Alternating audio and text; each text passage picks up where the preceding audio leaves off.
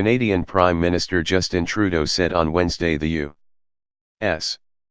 practice of separating immigrant children from their parents on its southern border was unacceptable, even as he resisted pressure to suspend a bilateral agreement designating the United States a safe country for refugees.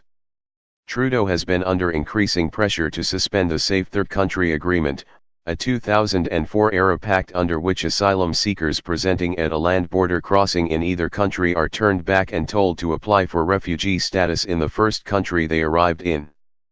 The agreement has been under fire for years in Canada from lawyers and advocates who argue the United States is not safe for refugees, and that its system is not analogous to Canada's. What is happening in the United States is unacceptable. I cannot imagine what these families are going through. Obviously this is not the way we do things in Canada, Trudeau told reporters at the Parliament buildings on Wednesday. The comments were by far the harshest by a member of the Canadian government, which is trying to prevent a trade war with the United States and is also struggling to control cross-border migration of its own. More than 30,000 asylum seekers have illegally crossed the Canada-U.S.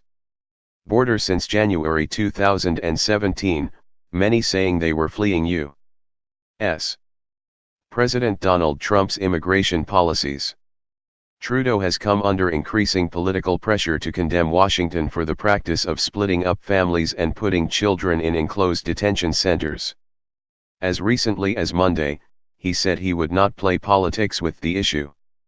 This week, former federal liberals as well as opposition politicians and rights groups called on the federal government to suspend the agreement. The United States is no longer safe for asylum seekers. We should make crystal clear that we will not be complicit in his mistreatment of refugees, former diplomats Lloyd Axworthy and Alan Rock wrote in an op-ed in the Globe and Mail this week. The Trump administration is facing intense criticism in the United States and abroad over its zero-tolerance policy, which can result in immigrant children being separated from their parents after they cross the U.S. border illegally.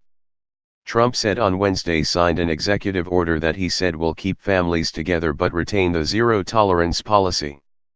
A court challenge launched last year argues the Safe Third Country Agreement is discriminatory and violates Canada's Charter of Rights and Freedoms. Recent developments, including child separations and U.S. Attorney General Jeff Sessions' decision to disregard domestic violence as grounds for a refugee claim, only reinforce existing arguments against the agreement, said Janet Dench, head of the Canadian Council for Refugees, which is intervening in the case. Reporting by David Ljunggren in Ottawa and Anna Meller-Paperny in Toronto, editing by Bill Burkert and Chizunomi Yama.